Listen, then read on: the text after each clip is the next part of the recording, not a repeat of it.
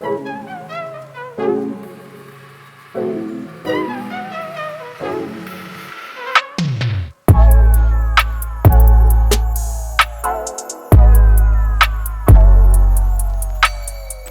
siang teman-teman Otomotif TV, apa kabarnya? Semoga semua dalam kondisi sehat dan bahagia selalu saat nonton video ini ya, amin.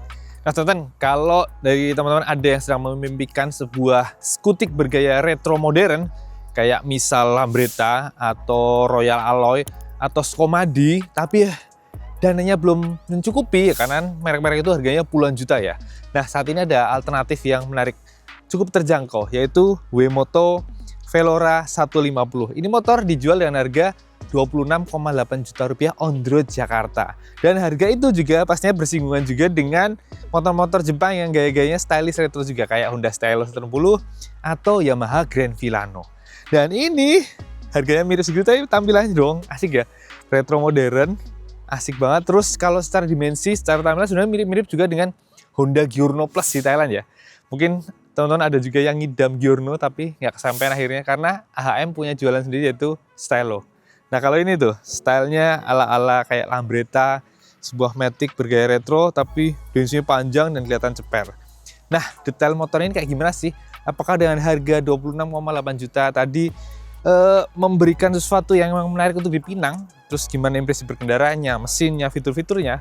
Nah untuk lebih jelasnya tonton terus sampai akhir, jangan kemana-mana. Oke, sebelum bahas tentang impresi berkendara, saya mau bahas dulu tentang desainnya. Jadi kalau dia dari samping kelihatan banget ya, ini adalah sebuah skutik yang desainnya retro-retro gitu, bener-bener kayak Lambretta, panjang, ceper, dan bodi belakangnya tuh ini loh, bawahnya tuh rata gitu, jadi menutupin sebagian dari ban dan pelek, jadi kesannya mewah gitu ya, kayak ceper gitu.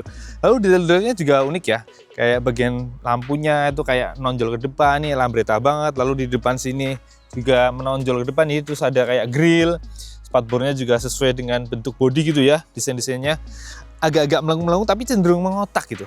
Lalu kalau di bawahnya peleknya loh unik banget ya, kayak jari-jari gitu, terus tengahnya kayak ngeblok itu kayak tromol, walaupun sebenarnya remnya cakram, tapi ini memberikan menambah kesan retronya, apalagi dibalut dengan warna krem gitu ya, makin retro banget. Lalu di bagian tengah sini area deck, ini bagian pijakannya ada kayak karetnya jadi biar nggak licin. Terus kalau lihat detailnya bagian sini nih ada kayak grill lagi, ini buat lubang udara masuk bantu dingin mesin. Lalu detail-detail kayak gini ini juga cakep loh ini. Ya ada ornamen gini, ada bolong-bolong, garis gini jadi nggak polos-polos aja. Lalu bagian belakang, ini kalau lihat detailnya ini juga cakep banget. Rampu remnya yang kelihatan lebar, kotak. Jadi proporsional ya dengan bentuk bodinya. Tapi bagian area mesin ini kesannya justru modern ya, terutama bentuk dari bak CVT-nya. Tapi kalau lihat bagian pelek pastinya juga kesannya retro juga gitu. Asik sih kalau secara desain, kalau menurut teman-teman gimana? Kalau saya sih suka desainnya ya. Asli ini eye catching banget. Apalagi finishingnya dengan warna-warna yang soft gini ya. Ini salah satunya, ini warna hijau yang muda gitu. Kayak matcha gitu ya kan. Asik ya. Cakep. Oke, sekarang saya mau lanjut bahas tentang fitur-fiturnya. Jadi yang pertama yang langsung kelihatan pastinya ada lampu utama yang sudah pakai LED dan di tengahnya ada garis dan tertulis brand motor ya WeMoto. Dan ini sorotnya pastinya putih khas LED untuk lampu dekatnya yang bawah. Dan ini sorotnya ya lumayan terang ya, lumayan tebel gitu, terus agak ngumpul dan tidak terlalu jauh. Kemudian lampu jauhnya sisi atas, ini sorotnya tuh saja lebih terang ya, lebih jauh juga, cukup mantap lah, standarnya udah oke gitu. Lalu untuk lampu sennya di posisinya di sini di bagian dada gitu dan sudah pakai LED tentu saja nih. Dan mikanya di kayak di semok agak kehitaman gitu. Jadi cakep, keren. Oke, sekarang kita lihat lampu belakang. Ini juga nggak kalah keren seperti tadi saya bilang waktu bahas desain nih. Bentuknya begini untuk lampu remnya, keren ya. Ini emang kotak besar, terus dalamnya ada kayak garis-garis gitu. Dan ketika direm dia akan menyala lebih terang. Nah, yang tengah itu. Keren ya. Lalu untuk lampu senya di kanan kirinya dengan desain begini nih, garis tebel gitu, manjang. Ini asli keren banget sih asli. Dan sorotnya tentu saja terang dan jelas ya dari pengendara di belakang. Oke, sekarang kita lihat speedometernya yang mana sudah full digital tapi masih monokrom gitu dan belum negatif display, tapi secara info ketika sepanjang perjalanan itu jelas banget ya, terutama kecepatannya itu oke lah, gampang dilihat. Begitu juga dengan odometer dan jam. Dan info lengkapnya apa aja sih? Jadi kalau di tengah ini pasti utamanya tadi kecepatan, kemudian di atasnya jam, lalu ada odometer yang mana kalau kita klik tombol yang kiri dia akan berubah jadi trip meter. Cuma dua itu, lalu di bawah sini ada fuel meter, dan yang kanan sini ini yang unik teman-teman.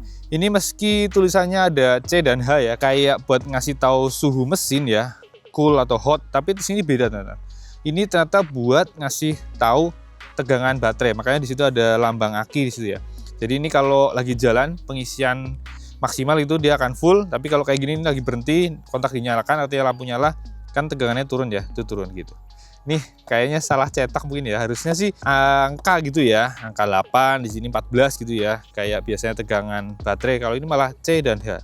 Atau di motor lain jangan-jangan ini dipakai buat info suhu mesin kali ya, terus lupa diganti C dan H-nya. Unik sih. Terus di sini ada tachometer, jadi kita bisa tahu waktu di jalan ini motor nyangkut di RPM berapa sih ketika digeber, ternyata sekitar 6 ribuan gitu tuh. Lalu info lainnya, pastinya ada lampu-lampu di bagian bawah sini, ini lampu sen kiri, sen kanan, lampu jauhnya di bagian sini. Lalu ada check engine di sebelah sini, gitu. Dan satu lagi ada lampu fitur ISS teman-teman, kalau kayak di Honda namanya ISS ya, atau SSS kalau di Yamaha. Ini posisinya ada di bagian bawah sini tuh, lambang huruf A hijau yang ada kayak anak panah. Kemudian kalau kita lihat di panel saklarnya di stang kanan, ini ada beberapa tombol. Ini ada buat hazard. Terus ini buat lampu utama, jadi belum AHO lampunya ya, jadi mesti bisa dimatikan. Kemudian ini buat tombol yang tadi fitur kayak ISS, dan ini buat tombol starter. Kemudian pindah ke stang kiri, ini ada buat lampu jauh dekat, sen kiri, sen kanan, klakson. Dan kalau lihat bentuk dari panel saklarnya ini mengingatkan kita pada beberapa motor lain ya, kayak Indomobil e-motor Adora ini juga pakai yang persis kayak gini. Jadi mungkin ini panel saklar yang universal ya, dipakai oleh banyak motor, terutama yang asalnya dari Cina ya vendornya ya. Ini juga vendor motornya, ini komponennya ada juga yang dari Cina walaupun sudah dirakit di Indonesia. Gitu. Kita lanjut geser ke area bawah stang. Di sini ada kunci kontak yang masih manual, mekanis gitu ya. Dan ini nggak ada immobilizer pastinya, dan juga belum ada yang buat smart key-nya. Jadi benar-benar masih mekanis. Ini buat kunci stang dan buka jok juga, tinggal putar ke kiri ini bisa buka jok.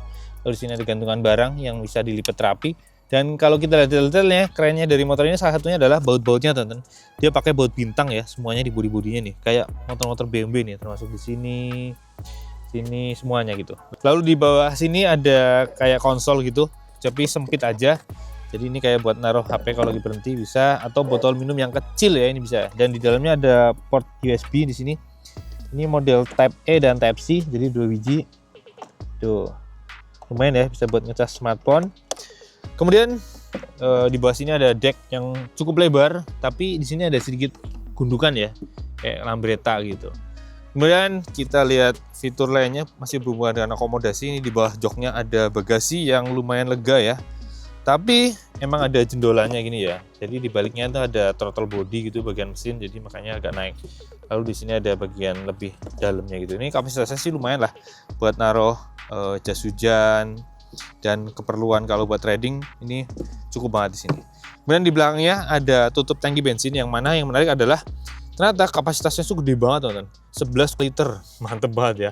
Jauh lebih gede dibanding misal Honda PCX yang hanya 8,1 liter. Gila, ini 11,5 liter, kayak motor sport. Dan ini tutupnya unik ya, ada talinya, jadi kalau pas lagi nyopot nggak khawatir terjatuh gitu, aman. Dan di belakangnya ada behel yang cukup besar dan panjang, dan kelihatan juga solid. Ini bisa buat masang dudukan top box itu sekalian ya di sini. Dan kalau tadi ngomongin soal solid, ini plastik-plastiknya termasuk yang tebel kuat teman-teman. Jadi solid ya, bodi-bodinya itu mantep. Meski vendornya dari Cina, tapi ini kualitasnya yang lumayan mantep gitu lah. Kalau diketok-ketok bodinya bener-bener solid banget, nggak ada tuh yang geter-geter. Jadi aman, oke gitu. Bahkan termasuk yang logam-logam ya, kalau kita lihat di bawah ini kayak pelek-peleknya, mesin-mesinnya, bahkan standar samping, standar tengah itu build quality-nya termasuk yang oke sih. Salut lah, bagus lah untuk WeMoto Velora 150 ini. Nah, fitur andalan berikutnya adalah rem teman-teman. Jadi rem di kedua roda di Velora 150 ini sudah andalkan tipe cakram, dan menariknya rem cakram belakangnya juga pakai kaliper 2 piston teman-teman tuh.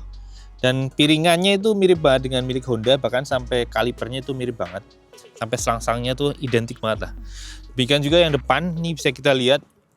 Ini piringannya tuh juga mirip banget matic-matic Honda ya kan. Bahkan sampai yang buat speed sensornya, Terus tuh kalipernya 2 piston juga gitu. Dan di sini ada speed sensor buat bacaan speedometer gitu. Dan kalau ngomongin performanya, ini remnya tuh pakem, oke, empuk. Jadi nggak ada keluhan lah kalau soal remnya, oke sih, bisa diandalkan banget. Oke, selanjutnya saya mau bahas tentang posisi berkendara dan karakter handling serta suspensinya. Tapi sebelum itu saya mau ngomongin tentang joknya dulu nih. Ini joknya tuh dilapis dengan kulit yang keren loh teman-teman, cakep. Jadi ada 2 jenis kulit ya.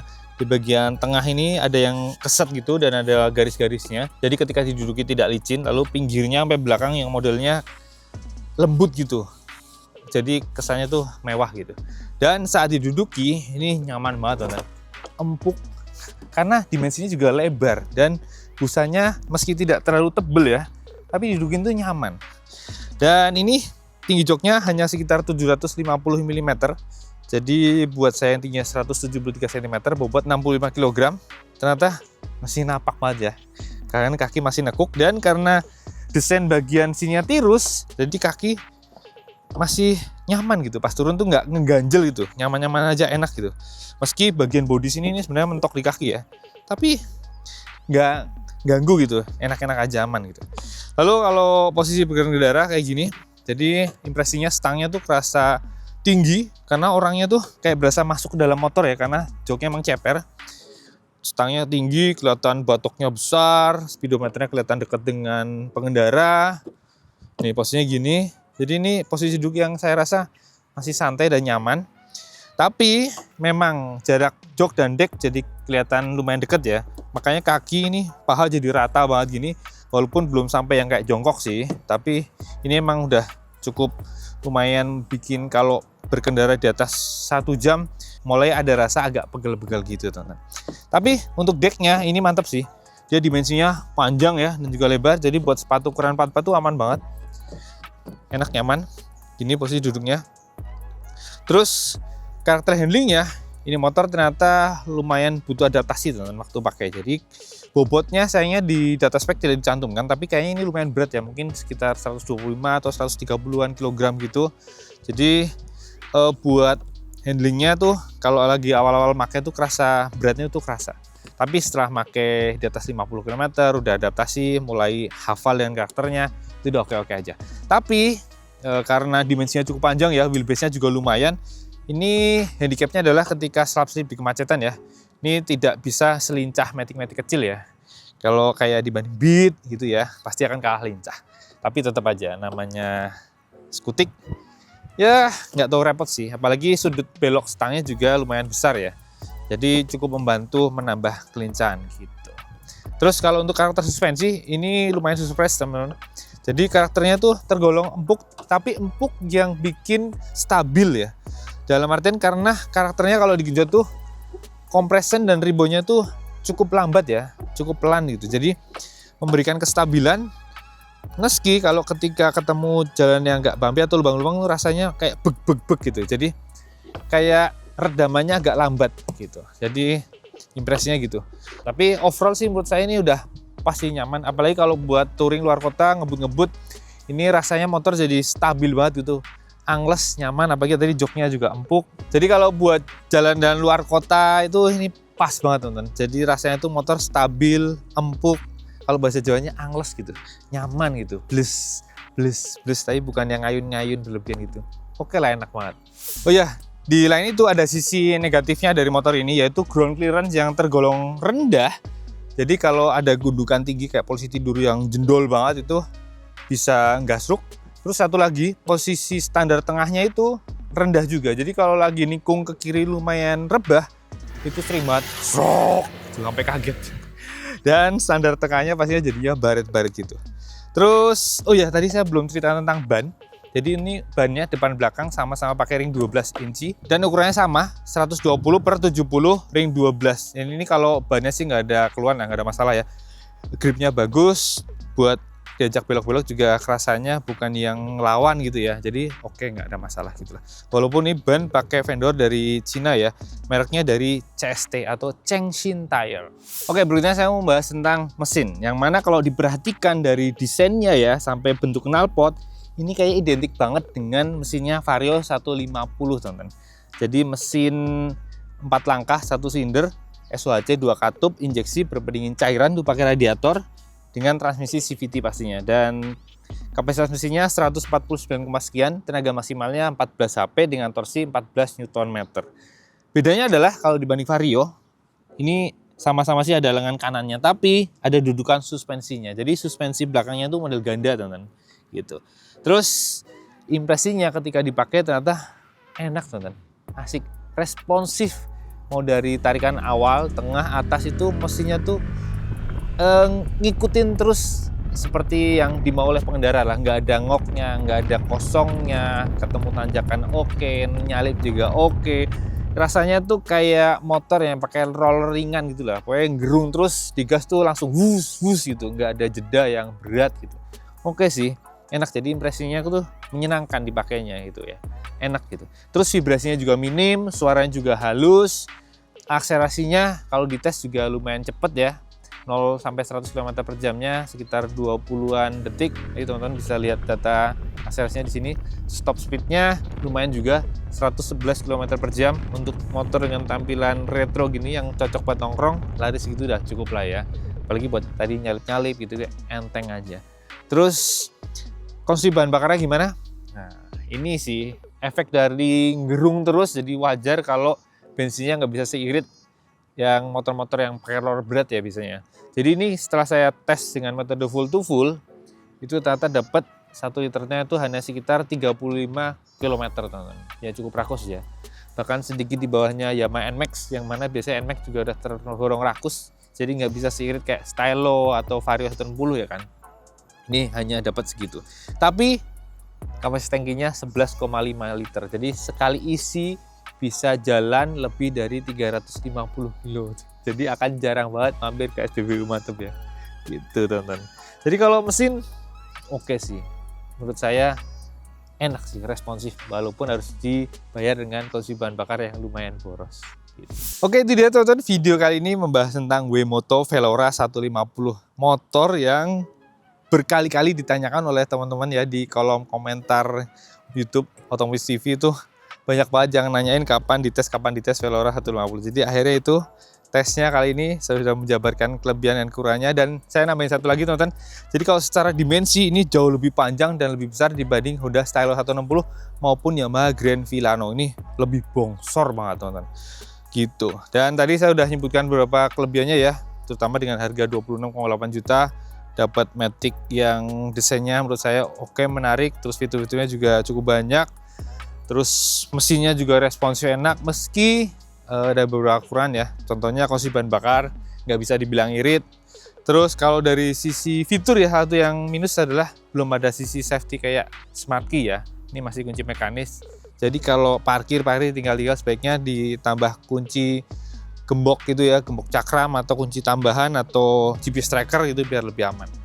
Jadi ya menurut saya sih secara overall ini motor layak sih untuk dipinang.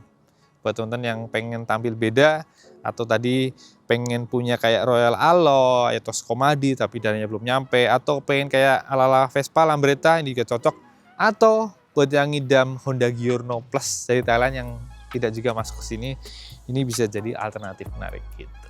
Oke, itu aja teman-teman video kali ini. Terima kasih banyak yang sudah menonton dari awal sampai akhir. Jangan lupa like, subscribe, komen, share, nyalakan juga tombol loncengnya.